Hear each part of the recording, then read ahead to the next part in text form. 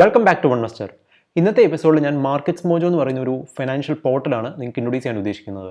അത് ഞാൻ 3 ആയിട്ടാണ് ഡിവൈഡ് ചെയ്തിരിക്കുന്നത്. അതിൽ ആദ്യത്തെ പാർട്ടിൽ ഞാൻ മാർക്കറ്റ്സ് മോജോയുടെ ഹോം പേജാണ് റിവ്യൂ ചെയ്യാൻ ഉദ്ദേശിക്കുന്നത്. അത് കഴിഞ്ഞ് രണ്ടാമത്തെ പാർട്ടിൽ ഞാൻ മാർക്കറ്റ്സ് മോജോയിൽ ഒരു ഇൻഡിവിജ്വൽ സ്റ്റോക്കിൻ്റെ പേജാണ് കാണിച്ചു തരാൻ ഉദ്ദേശിക്കുന്നത്. അത് കഴിഞ്ഞ് മൂന്നാമത്തെ പാർട്ടിൽ ഞാൻ മാർക്കറ്റ്സ് മോജോയുടെ പോർട്ട്ഫോളിയോയും വാച്ച് ലിസ്റ്റുമാണ് നിങ്ങൾക്ക് കാണിച്ചു തരാൻ ഉദ്ദേശിക്കുന്നത്. ഇതിൽ ഒരു കാര്യം എടുത്ത് പറയേണ്ടതെന്ന് പറഞ്ഞാൽ, നിങ്ങൾ മാർക്കറ്റ്സ് മോജോ എന്ന് പറഞ്ഞ ഈ വെബ്സൈറ്റ് നിങ്ങൾക്ക് ആവശ്യമുള്ള ഡേറ്റ കളക്ട് ചെയ്യാനോ അല്ലെങ്കിൽ ഒരു കമ്പനിയുടെ ഫാക്റ്റ് ചെക്ക് ചെയ്യാനോ വേണ്ടി മാത്രമേ നിങ്ങൾ യൂസ് ചെയ്യാവൂ. അല്ലാതെ ഇവരുടെ സ്കോർ നോക്കിയിട്ടോ അല്ലെങ്കിൽ ഇവരുടെ റെക്കമെൻഡേഷൻ നോക്കിയിട്ടോ നിങ്ങളൊരു സ്റ്റോക്ക് പർച്ചേസ് ചെയ്യാൻ നിൽക്കരുത്. മാർക്കറ്റ്സ് മോജോ എന്ന് പറയുന്നത് മണി കൺട്രോളിൻ്റെ ഫൗണ്ടിങ് ടീം തന്നെയാണ് സ്റ്റാർട്ട് ചെയ്തിരിക്കുന്നത്. ഇതാണ് മാർക്കറ്റ്സ് മോജോയുടെ ഹോം പേജ് എന്ന് പറയുന്നത്. സോ ഇത് നിങ്ങൾക്ക് കാണുമ്പോൾ മനസ്സിലാക്കാൻ പറ്റും, ഇത് ഇപ്പോഴത്തെ മണി കൺട്രോളിൻ്റെ ഹോം പേജുമായിട്ട് കുറേ സിമിലാരിറ്റീസ് ഉണ്ട്.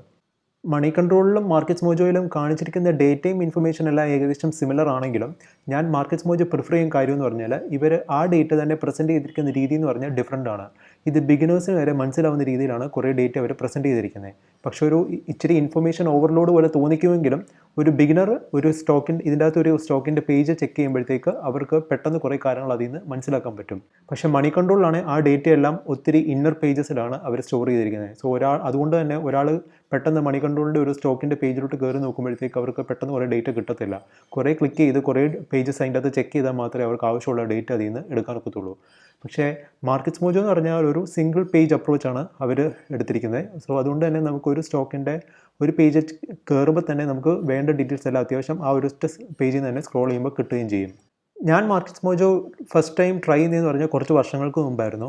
പക്ഷേ അന്ന് ഞാൻ അത്ര കാര്യമായിട്ട് ഞാനത് ചെക്ക് ചെയ്തിട്ടില്ല. പക്ഷേ ഈ അടുത്ത കാലത്താണ് ഇവരുടെ പോർട്ട്ഫോളിയോയും വാച്ച് ലിസ്റ്റും ഞാൻ ചെക്ക് ചെയ്യുന്നത്. സോ അത് കണ്ടിട്ട് എനിക്ക് ഇഷ്ടപ്പെട്ടിട്ടാണ് ഞാൻ ഈ മാർക്കറ്റ്സ് മോജോ പിന്നെ റെഗുലറായിട്ട് ചെക്ക് ചെയ്യാൻ തുടങ്ങിയത്. പക്ഷേ ഇപ്പോഴും മണി കൺട്രോൾ യൂസ് ചെയ്യുന്നതിന് അത്രയും ഞാൻ ഈ മാർക്കറ്റ്സ് മോജോ യൂസ് ചെയ്യുന്നില്ല. പക്ഷേ ഇവരുടെ പോർട്ട്ഫോളിയോയും വാച്ച് ലിസ്റ്റും പ്രസൻറ്റ് ചെയ്തിരിക്കുന്ന രീതി കണ്ടപ്പോഴാണ് എനിക്ക് പിന്നെയും പോർട്ട്ഫോളിയോ ഒക്കെ ഇതിലോട്ട് സ്വിച്ച് ചെയ്താലോ തോന്നിയത്. അതുകൊണ്ട് തന്നെയാണ് ഞാൻ എൻ്റെ ഈ എപ്പിസോഡിൻ്റെ അകത്ത് ഞാൻ മാർക്കറ്റ്സ് മോജോ ഇൻക്ലൂഡ് ചെയ്തിരിക്കുന്നത്. മണി കൺട്രോൾ എന്ന് പറയുന്നത് ഒരു കംപ്ലീറ്റ് ഫൈനാൻസ് പോർട്ടലാണ്. അതിൽ സ്റ്റോക്ക് മാർക്കറ്റ് മാത്രമല്ല, മ്യൂച്വൽ ഫണ്ട്സും ഇൻഷുറൻസും പേഴ്സണൽ ഫിനാൻസും ക്രെഡിറ്റ് കാർഡ്സും ഈ ഡീറ്റെയിൽസ് എല്ലാം ഇതിൻ്റെ അകത്ത് പ്രൊവൈഡ് ചെയ്യുന്നുണ്ട്. പക്ഷേ മാർക്കറ്റ്സ് മോജോ എന്ന് പറഞ്ഞാൽ ഇവർ ഇക്വിറ്റിക്കാണ് ഇമ്പോർട്ടൻസ് കൊടുത്തിരിക്കുന്നത്. അതുകൊണ്ട് തന്നെ നമുക്ക് ഇതിൻ്റെ അകത്ത് ഇക്വിറ്റി റിലേറ്റഡ് ഡേറ്റയാണ് കൂടുതലും കിട്ടുന്നത്. ഈ അടുത്ത കാലത്തായിട്ട് അവർ ഇൻഷുറൻസും ആഡ് ചെയ്തിട്ടുണ്ട്. പക്ഷേ എന്നാലും ഇത് ഇക്വിറ്റിയുടെ ഒരു പോർട്ടലായിട്ട് വേണം കൺസിഡർ ചെയ്യാനായിട്ട്. ഇനി ഞാൻ ഈ മാർക്കറ്റ്സ് മോജോയുടെ ഒരു ക്വിക്ക് റിവ്യൂ ആണ് കാണിക്കാൻ ഉദ്ദേശിക്കുന്നത്. സോ നിങ്ങൾക്ക് കാണാൻ പറ്റും, ഇതാണ് മാർക്കറ്റ്സ് മോജോയുടെ ഹോം പേജ് എന്ന് പറയുന്നത്. ഇതിൻ്റെ അകത്ത് ടോപ്പിൽ ഇപ്പോഴത്തെ ടോപ്പ് സ്റ്റോറീസ് ആണ് കാണിച്ചിരിക്കുന്നത്. അത് കഴിഞ്ഞ് താഴോട്ട് സ്ക്രോൾ ചെയ്യുമ്പോഴത്തേക്ക് നമുക്ക് കാണാൻ പറ്റും മാർക്കറ്റ് ഓവർവ്യൂ എന്ന് പറയുന്ന ടാബ്. സോ അതിൻ്റെ അകത്ത് ഇന്ത്യൻ ഇൻഡസസിൻ്റെ എല്ലാം ഒരു ലിസ്റ്റ് കാണിച്ചിട്ടുണ്ട്, മെയിൻ ഇൻഡസസിൻ്റെ ഒരു ലിസ്റ്റ്. അത് തന്നെ നമുക്ക് സിംഗിൾ ഡേയോ അല്ലെങ്കിൽ 1 വീക്ക്ലി റിട്ടേണോ, മന്ത്ലി റിട്ടേണോ, ഇയർ ടു ഡേറ്റ് റിട്ടേണോ, 1 ഇയർലി റിട്ടേണോ ഇതെല്ലാം നമുക്ക് ചെക്ക് ചെയ്യാൻ പറ്റും. അതിൽ തന്നെ നമുക്ക് ആ ഇൻഡെക്സ് ക്ലിക്ക് ചെയ്യുകയാണെങ്കിൽ ആ ഇൻഡെക്സിൻ്റെ ഇപ്പം 3 വർഷമാണ് സെലക്ട് ചെയ്തിരിക്കുന്നത്. ആ 3 വർഷത്തെ ടോപ്പ് ഗെയിനർ ആരാ, ടോപ്പ് ലൂസർ ആരാ എന്നുള്ളതൊക്കെ അതിൻ്റെ അത് കാണിച്ചിട്ടുണ്ട്. ഈ മാർക്കറ്റ്സ് ഓവർവ്യൂ തന്നെ നമുക്ക് സൈഡിലോട്ട് സ്ക്രോൾ ചെയ്യാൻ പറ്റും. സോ അഡീഷണൽ മാർക്കറ്റ് റിലേറ്റഡ് ഡേറ്റയാണ് അവർ കാണിച്ചിരിക്കുന്നത്. സോ നിങ്ങൾക്ക് കാണാൻ പറ്റും ഇതിൻ്റെ അകത്ത് ഒരു റിസൾട്ട് കോർണർ ഉണ്ട്. അതിൻ്റെ അകത്ത് ലേറ്റസ്റ്റ് ആയിട്ട് പബ്ലിഷ് ചെയ്തിരിക്കുന്ന റിസൾട്ട്സ് ആണ് കാണിച്ചിരിക്കുന്നത്. അത് ഇവരുടെ അതിൽ അത് പോസിറ്റീവ് ആണോ നെഗറ്റീവ് ആണോ ഫ്ലാറ്റ് ആണോ എന്ന് കാണിച്ചിട്ടുണ്ട്. പിന്നെ അതിൻ്റെ അകത്ത് ടോപ്പ് റിസൾട്ട് കാണുമെന്നുണ്ടെങ്കിൽ അതായത് ഏറ്റവും നല്ല റിസൾട്ട് പബ്ലിഷ് ചെയ്തിരിക്കുന്ന കമ്പനീസിൻ്റെ ഒരു ലിസ്റ്റ് കാണിച്ചിട്ടുണ്ട്. പിന്നെ അതുപോലെ ഇനി വരാൻ പോകുന്ന റിസൾട്ട് കാണിച്ചിട്ടുണ്ട്. അതുപോലെ ഇനിയും സൈഡിലോട്ട് സ്ക്രോൾ ചെയ്യുമ്പോഴത്തേക്ക് മാർക്കറ്റിൻ്റെ ഒരു സമ്മറിയാണ് ഇവർ ഉദ്ദേശിച്ചിരിക്കുന്നത്. അതായത് പെട്ടെന്ന് നിഫ്റ്റിയുടെ മൂവ്മെൻറ്റിനെ ബേസ് ചെയ്തുള്ള കുറച്ച് ഡേറ്റയാണ് ഇവർ കാണിച്ചിരിക്കുന്നത്. അത് കഴിഞ്ഞ് പിന്നെ അഡ്വാൻസ് ഡിക്ലൈൻസും എല്ലാം കാണിച്ചിട്ടുണ്ട്. അതുപോലെ പിന്നെയും ടോപ്പ് സെക്ടേഴ്സും മാർക്കറ്റ് ആക്ടിവിറ്റി ഇങ്ങനെ കുറച്ച് ഡീറ്റെയിൽസ് ഇങ്ങനെ സൈഡിലോട്ട് പോകുമ്പോൾ നമുക്ക് ഇനിയും കാണാൻ പറ്റും. അതുകൊണ്ട് തന്നെയാണ് ഞാൻ പറഞ്ഞത്, ഇതിൻ്റെ ഹോം പേജ് എന്ന് പറയുന്നത് മണി കൺട്രോളായിട്ട് കമ്പയർ ചെയ്യുമ്പോഴത്തേക്ക് കുറേ സിമിലാരിറ്റി ഉണ്ടെന്ന്. പക്ഷേ ഇതിൻ്റെ അകത്ത് ഒരു പ്രത്യേകത എന്ന് പറഞ്ഞാൽ നമുക്ക് വേണ്ട ഡീറ്റെയിൽസ് പെട്ടെന്ന് തന്നെ ഇതിൻ്റെ അകത്ത് അവൈലബിൾ ആണ്. ഇപ്പം ഫോർ എക്സാമ്പിൾ ഇപ്പം നിങ്ങൾക്ക് കാണാൻ പറ്റും ഹിസ്റ്റോറിക്കൽ ഇൻഡെക്സ് റിട്ടേൺ എന്ന് പറയുന്നത് നമുക്ക് ഹോം പേജിൽ നിന്ന് തന്നെ സെൻസെക്സിൻ്റെ വൺ ഡേയോ അല്ലെങ്കിൽ 1 വീക്കോ 1 മന്ത് 1 ഇയർ 3 ഇയർ റിട്ടേൺസ് എല്ലാം ഇതിൻ്റെ അകത്തുനിന്ന് ഒറ്റ സ്ക്രീനിൽ തന്നെ നമുക്ക് കിട്ടും. അതുപോലെ വേൾഡ് മാർക്കറ്റ് ആണെങ്കിലും ഇവർ നമുക്ക് കമ്പയർ ചെയ്യണമെന്നുണ്ടെങ്കിൽ ഡൗ ജോൺസുമായിട്ട് കമ്പയർ ചെയ്യണമെന്നുണ്ടെങ്കിൽ അതും ഇതിൻ്റെ അകത്ത് അവൈലബിൾ ആണ്. അടുത്ത സെക്ഷൻ എന്ന് പറയുന്നത് സ്റ്റോക്സ് ഇൻ ആക്ഷൻ ആണ്. എഗെയിൻ അതിൻ്റെ അകത്ത് ഇവർ തന്നെ ഓട്ടോമേറ്റഡ് ആയിട്ട് കുറച്ച് കാര്യങ്ങൾ സെലക്ട് ചെയ്തിട്ടുണ്ട്. അതായത് നിഫ്റ്റി 500ൻ്റെ അകത്തെ ടോപ്പ് ഗെയിനേഴ്സ് ആരാന്നുള്ളതൊക്കെ, പിന്നെ അതിൻ്റെ റിട്ടേൺസ് 3 മന്തും ഇയർ ടു ഡേറ്റും 1 ഇയർ റിട്ടേൺസ് ഒക്കെ അതിൻ്റെ അകത്ത് നമുക്ക് പെട്ടെന്ന് കിട്ടും. അതുപോലെ നിഫ്റ്റി 500ലെ തന്നെ നമുക്ക് ടോപ്പ് ലൂസേഴ്സിൻ്റെയും ഡീറ്റെയിൽസ് കൊടുത്തിട്ടുണ്ട്. അതുപോലെ ആക്റ്റീവ് സ്റ്റോക്സും 52 വീക്ക് ഹൈയിലെത്തിയ സ്റ്റോക്സ്, 52 വീക്ക് ലോയിലെത്തിയ സ്റ്റോക്സ്, അതുപോലെ 52 വീക്ക് ഹൈയിലും ലോയിലും അടുക്കുന്ന സ്റ്റോക്സ്, അതുപോലെ സ്റ്റോക്സിൻ്റെ വോളറ്റിലിറ്റി ഡീറ്റെയിൽസ്, അതുപോലെ ഹൈന്ന് ഏറ്റവും കൂടുതൽ താഴെ പോയ സ്റ്റോക്സും അതുപോലെ ലോയിൽ നിന്ന് ഏറ്റവും കൂടുതൽ റിക്കവർ ചെയ്ത സ്റ്റോക്സ്, അങ്ങനെ കുറേ ഡീറ്റെയിൽസ് ഹോം പേജിൽ തന്നെ അവൈലബിൾ ആണ്. അടുത്ത സെക്ഷൻ എന്ന് പറയുന്നത് ബിസിനസ് ന്യൂസ് ആണ്.